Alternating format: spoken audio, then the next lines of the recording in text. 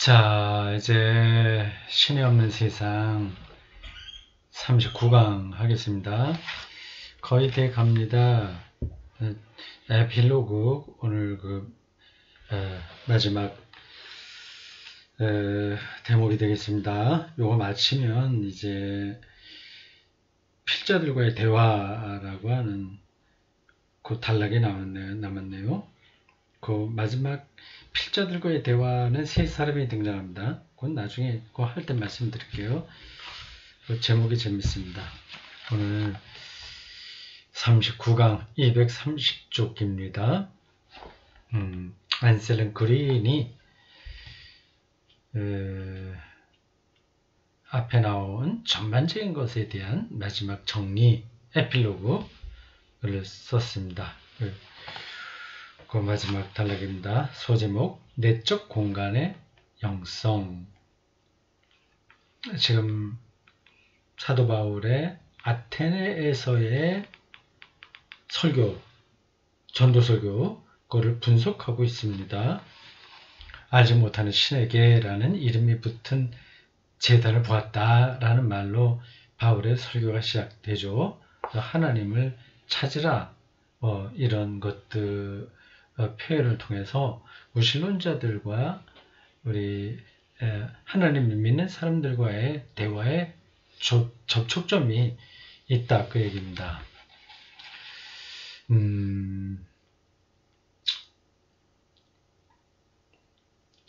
네, 이러한 글들이 딱 집중해서 읽을 때는 좀 와닿긴 하는데 그냥은 잘 안 됩니다. 그 이유는 우리 일상이 너무 우리를 지배하기 때문에 그렇습니다. 일상이 소중하면서도 거기에 그냥 과몰입되면 그 일상이 담고 있는 근원적인 것, 하나님이라고 우리가 보통 얘기하죠. 생명의 근원 이런 것들이 잘 와닿지가 않습니다. 근데 이게 우리가 하나님을 믿는 사람들이 뚫고 나가야 될 어려운 점입니다. 쉽지가 않아요. 그래서 일반적으로는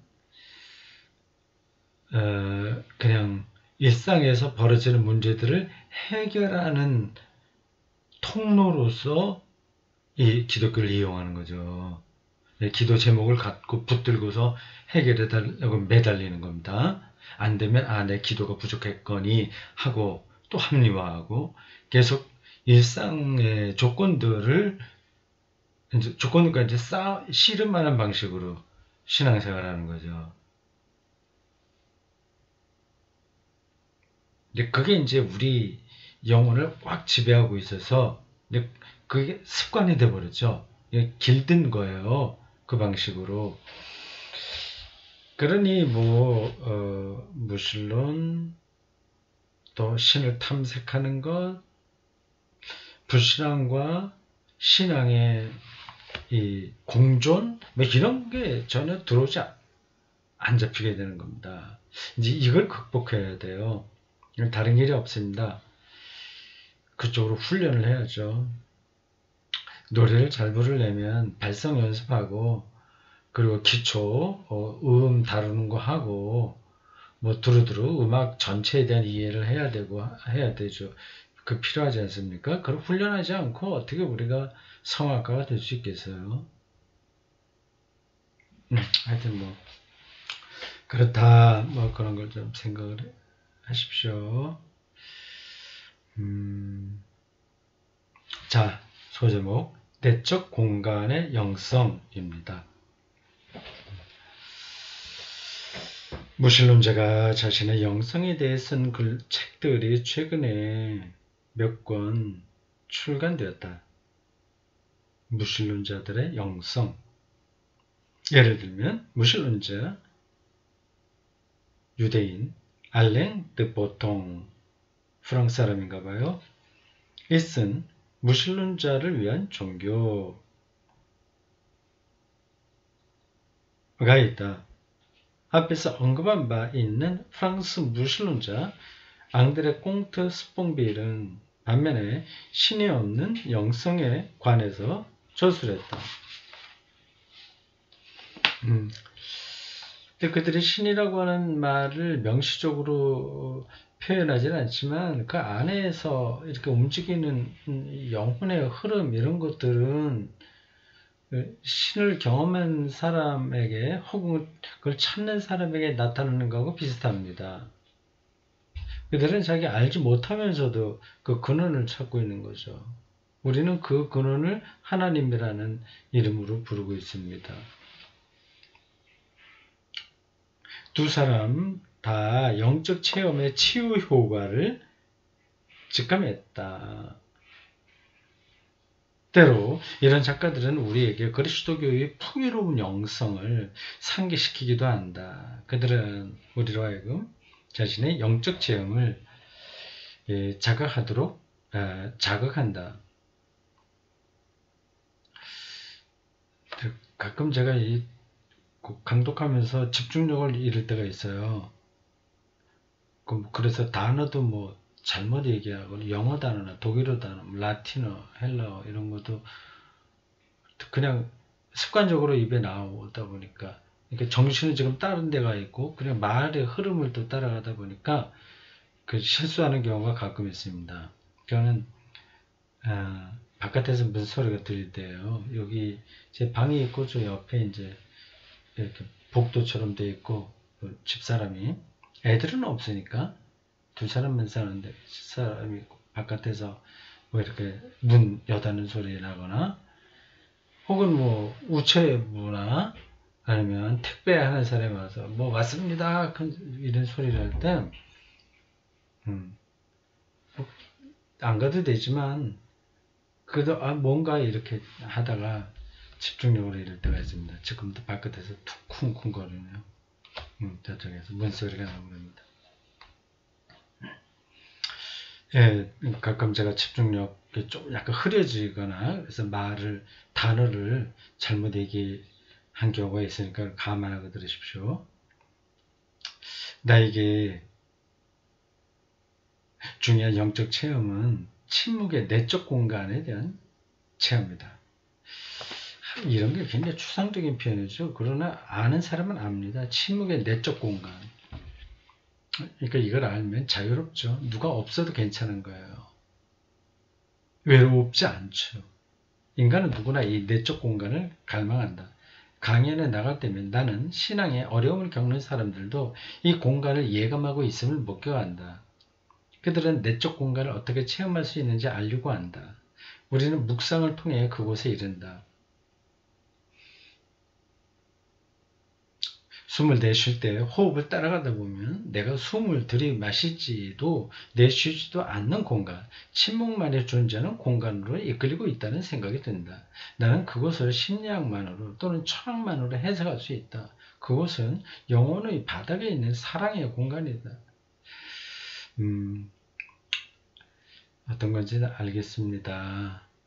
근데 저는 이제 이런 방식으로는 가지 않아요. 하지 않았다기보다도 이쪽으로는 제가 부족하죠. 저에게는 좋은 신학책 읽을 때 그리고 뭐 꽃마당 일할 때 그때 이제 아주 그 깊은 안식, 자유, 해방 그런 느낌이 오죠. 그게 이제 침묵의 내적 공간입니다. 내가 굳이 누구하고 이야기를 하지 않더라도 그 내면에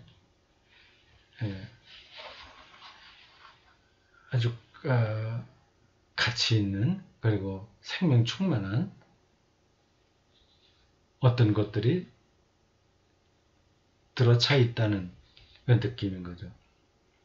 철학자들도 모든 존재의 토대가 사랑임을 확신한다.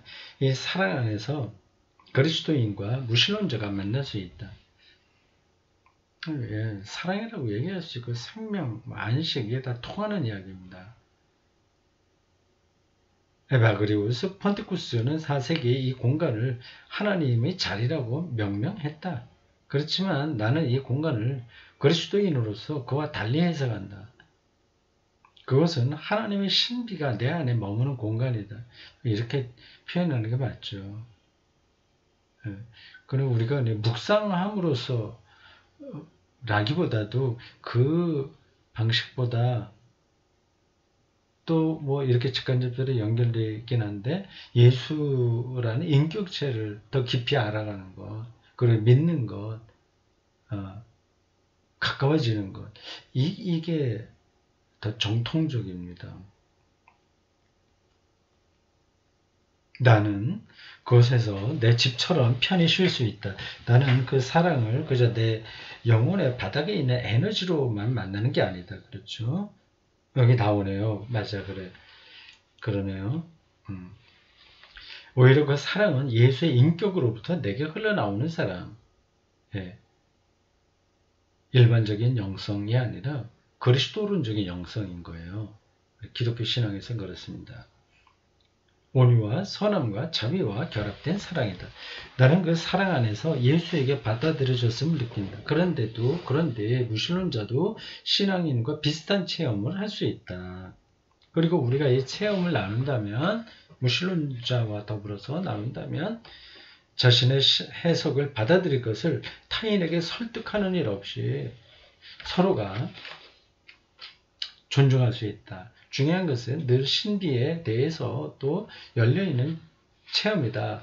이런 체험 속에서 우리는 서로 연결되어 있음을 느낀다.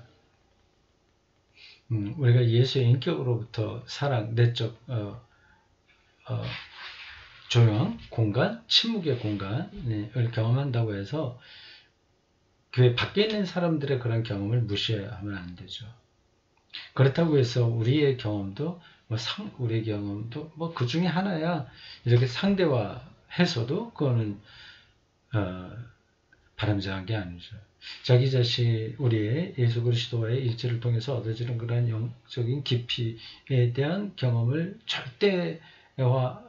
절대적으로 받아들이면서 동시에 다른 이들의 그 경험도 인정하는, 그렇게 될 겁니다. 예수와 가까워지면 당연히 다른 사람도 인정하게 되는 거죠.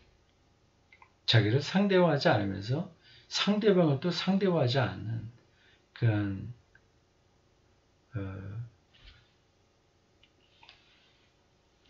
예술적인 영성이 필요합니다. 다음 환경보호. 지금 이게 무신론자들과 이거 대화에서 숙고해야 될 몇 가지 주제를 살펴본다고 하는 거죠. 쭉 몇 가지 나왔습니다. 종교의 오용서부터 시작해서 지금 환경보호, 이제 또 하나의 대목입니다. 이건 몇 번째나요?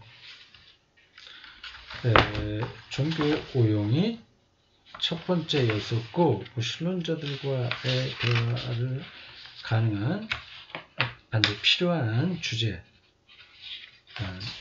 두 번째가 신개념이었고, 세 번째가 내적 공간의 영성, 그 다음에 네 번째가 환경보호입니다.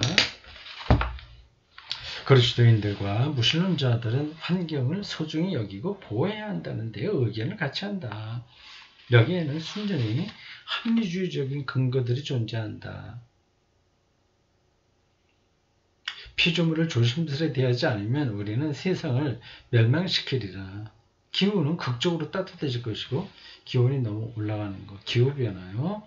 지구의 광범위한 지역이 물에 잠기거나 바싹 말라 사막이 될 것이다. 우리는 이런 합리적인 근거들에 대해 같은 의견이다. 그렇지만 피조물을 주의 깊게 대하려면 영적 토대 또한 필요하다. 그리스도인들은 자연에서 하나님의 피조물을 보고 그 피조물 속에서 창조자를 만난다. 무신론자들도 자연과 영적 관계를 맺는다. 순전히 단순하게 자연 보호하자, 산을 푸르게 만들자, 이제 거기에만 머물러 있는 게 아니라 그 안에서의 영적 힘을 느낀다는 겁니다. 그들은 자연에서 아름다움을 보고 우리가 더는 파악하지 못하고 그저 놀라워 바라볼 뿐인 신비도 더불어서 바라봅니다. 그렇죠. 그 숲에서 여러 가지의 생명체들이 어울려서 내는 그 생명의 신비, 그걸 보죠. 예. 피조물의 아름다움에 감동을 받는다는 점에서 우리는 무신론자와 우리는 만난다. 그리스도인들은 아름다움에서 이 세상에 있는 하나님의 흔적을 보고 무신론자들은 아름다움에서 멈춰선다. 그 차이가 그거죠. 아름다움의 시적인 감수성으로 깊이 들어가고 있어요. 그 사람들은. 우리는 하나님의 흔적을 보죠. 그러나 그들에게도 그들 자신보다 더 큰 무언가가 그 속에서 불현듯이 떠오른다. 그리스도인들과 무신론자들은 피조물과의 영적 관계가 중요하다는데 언제나 의견이 일치한다.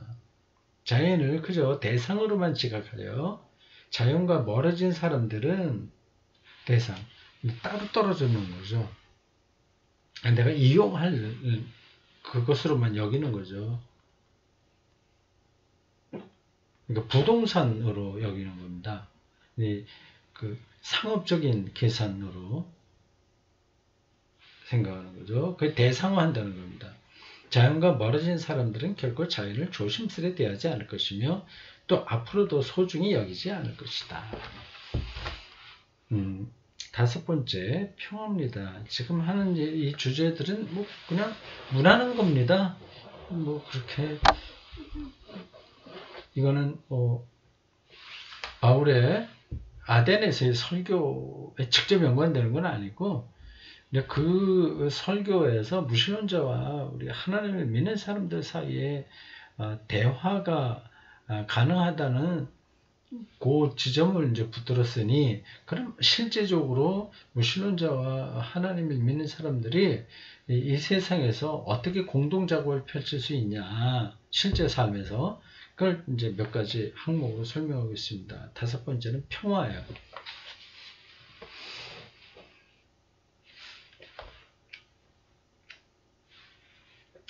신앙인들과 불신앙인들은 이미 세계의 미래를 함께 걱정한다. 그리고 결국 이 미래는 우리가 계속해서 함께 평화롭게 살아갈 수 있는지 여부에 달려있다. 평화를 위한 일은 모두가 함께 짊어질 수 있다. 이때 우리는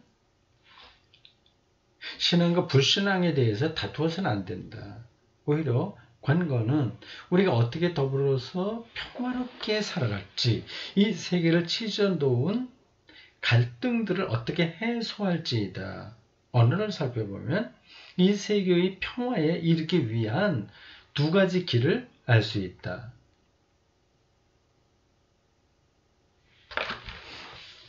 그리스어로 평화, 에이데네. 히브리어는 샬롬이죠. 에이데네라는 단어는 음악으로부터 왔다. 그런가요?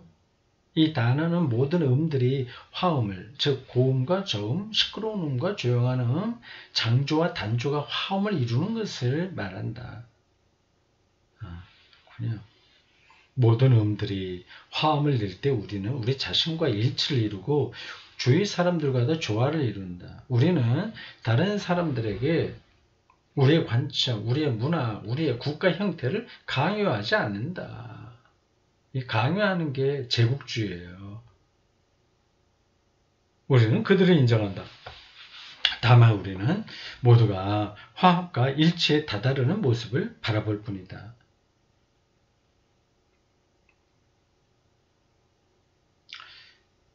라틴어로 평화, 팍스 로마나에서 로마의 이데올로기죠. 로마의 평화, 팍스 로마나. 그건 지배적인 거죠. 평화가 아니라. 팍스는 통일하다, 협의하다를 뜻하는 파키스키에서 유래한다. 그렇군요. 그러니까 평화는 우리가 대화에 들어갈 준비가 되어 있을 때만 생긴다. 대화는 언제나 열려있다. 상대방의 말을 들을 준비를 열려 있는 거고, 서로에게 오가고, 어떤 대답도 결정되어 있는 게 아니라 그것도 열려 있는 거고, 열려 있다는 거하고 반대는 열렸다는 게 이제 개방성이에요. 저 사람 참 열려 있는 사람이야. 개방적이야. 그 반대는 결정론이죠. 다 자기는 뭐를 결정해 놓고 어떤 세상을 바라보는 거예요. 어떤 사람도 그렇게 자기 관점에서 평가하기만 합니다. 아는 게 많으니까 그렇게 될 수도 있죠. 정말 아는 게 많으면 그 결정론에 떨어지지는 않습니다. 보통 뭐 꼰대라는 말 있죠. 훈장질한다 뭐 그런 거요. 나이가 들고 하면은 세상에 경험이 많아서 대충 자기가 알만한 건 다 안다고 생각합니다. 이제 그게 큰 착각인데, 이거는 이제 대화가 안 되고 가르치려고 하는 거죠. 자기 주장만 하려고 하는 거죠. 근데 라틴어 평화는 대화라고 하는군요. 거기서 유래했다고 합니다. 대화는 언제나 열려있다. 진정한 대화를 나눌 때 우리의 목적은 자신의 생각을, 이게 중요해요. 관찰하는 거, 관철하는 게 아니라 함께 이야기하고 서로 귀를 기울여 모두 같이 걸을 수 있는 길을 찾는 것이다. 참 멋진 설명이에요. 이러한 대화에서 나는 타인을 설득하려 하지 않고 인정할 것이다. 우리 보통 어떤 대담 패널들 나와서 대담할 때 잘하는 사람은 상대방을 설득해낸다고 생각하잖아요. 뭐 그것도 필요할 땐 필요합니다. 근데 그보다 더 중요한 건 상대방을 내 쪽으로 무조건 끌어오려고 하지 않고 상대방의 주장에 귀를 기울이는 거죠. 근데 상대방이 말도 되지 않은 거를 주장하면 어떻게 하냐? 뭐 그럼 이제 그런 사람하고는 대화를 하지 말아야죠. 나는 타인이 말하는 말을 이해하고 수용하려고 노력한다. 한 국가가 운영될 때 많은 과오가 생기는 원인은 정치가들이 서로 대화를 나누지 않는 데 있다. 이건 어디나 다 그런 것 같습니다. 우리나라는 유독히 더 그런데 정치가들이 대화하는 게 아니라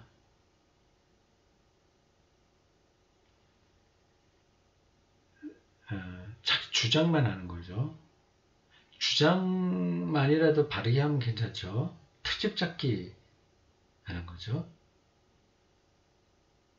그들은 그저 다른 편에게 자신의 생각을 납득시키려 했다. 그러고 보니까 저도 뭐 이런 태도로 행동할 때가 제법 있는 것 같아요. 목사들에게는 이런 게 많죠. 늘 어떤 주제를 갖고 설교하다 보니까 모든 일에서 꼭 다른 사람을 자기 설득시키려고, 자기의 생각을 납득시키려고 합니다. 저도 집에서 아내에게 어떤 사안이 있을 때 주로 이제 내 생각이 옳은 것 같은 태도로 하니까 그걸 이제 고치려고 하는데, 고친다고 하더라도 고치는 척 하는 거지 정말 고치기는 쉽지 않습니다. 앞으로는 조금 더 노력을 해볼게요. 그냥 신용하지 않고 정말 대화하는 쪽으로 해야 되겠습니다. 그리고 흔히 강자의 권력이 승리했다. 그렇지만 약자에게 귀를 기울이지 않는다면, 그들의 바람과 이익을 존중하지 않는다면 어떤 평화도 가능하지 않을 것이다. 그러니까 남북 문제도 마찬가지죠. 정말 평화를 원한다면 상대방, 북한의 말을 귀를 기울여야 돼요.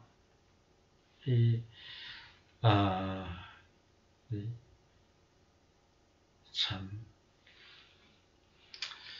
전혀 저놈들은 나쁜 놈이야, 일단 이걸 전제하고 맛이 있는 사람들이 남한에 제법 있잖아요. 뭐 북한에도 당연히 있지만 이래갖고는 이제 대화가 되지 않습니다.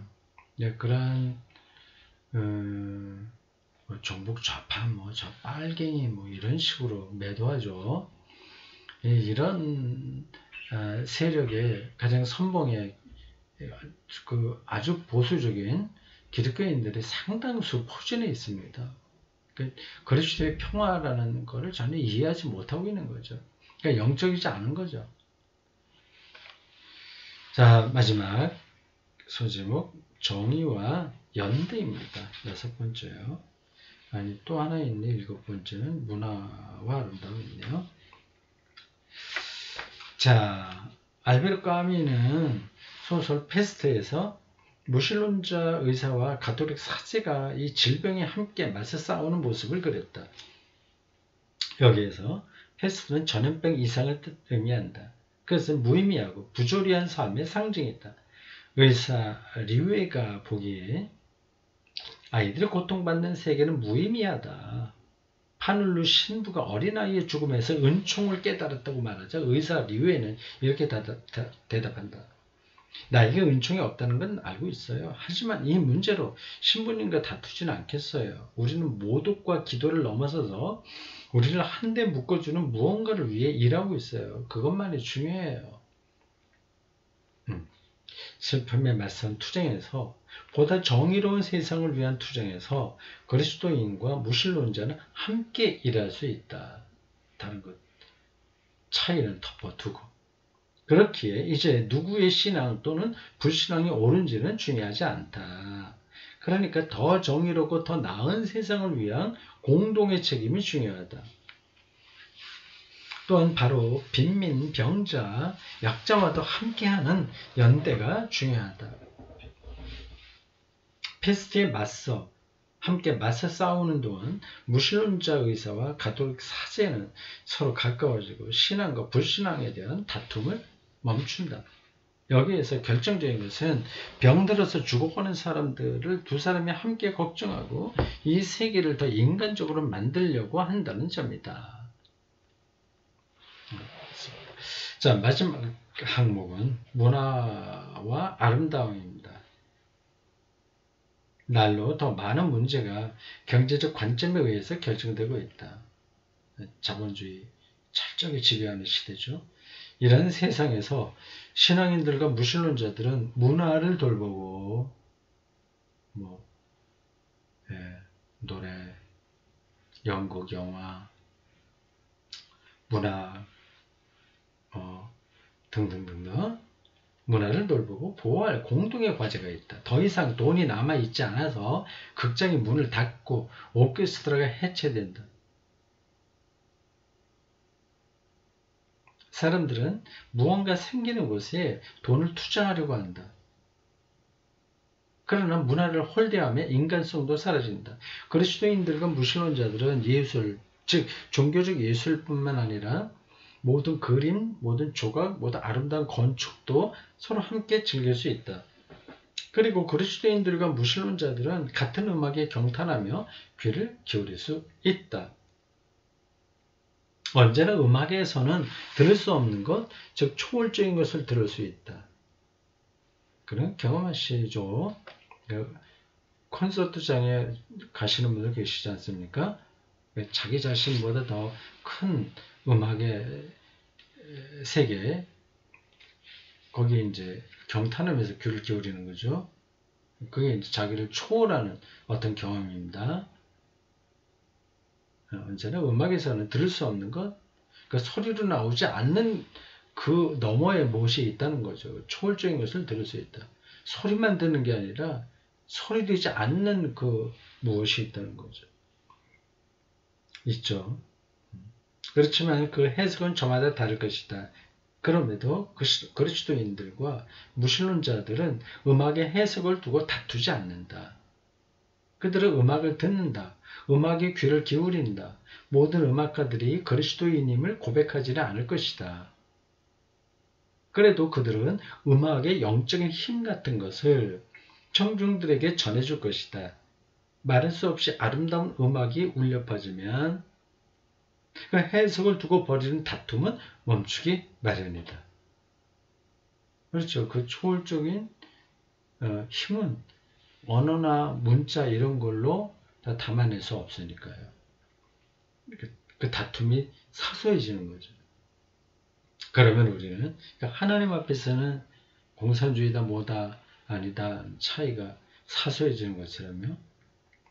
그러면 우리는 음악을 들으며 자신을 잊는다. 음악을 들으며 귀로 들을 수 없는 것, 즉 말로 할 수 있는 모든 것 저편에 있는 신비에 손을 댄다.